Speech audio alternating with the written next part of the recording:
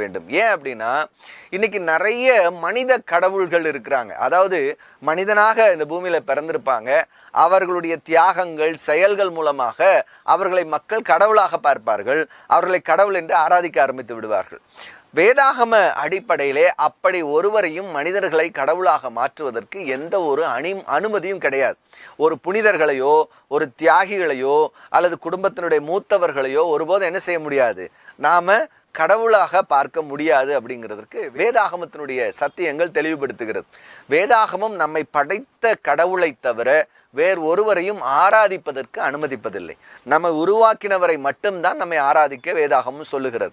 அப்படியானால் நம்மை படைத்த கடவுள் இந்த உலகத்திற்கு மனிதனாக வந்தார் அப்படிங்கிறது தான் பைபிள் சொல்லுகிறது. அதான் ஆதியிலே வார்த்தை இருந்தது, அந்த வார்த்தை கடவுளிடம் இருந்தது, அந்த வார்த்தை கடவுளாக இருந்தது அப்படிங்கிறதான் ரொம்ப முக்கியமான ஒரு செய்தியாக இருக்கிறது.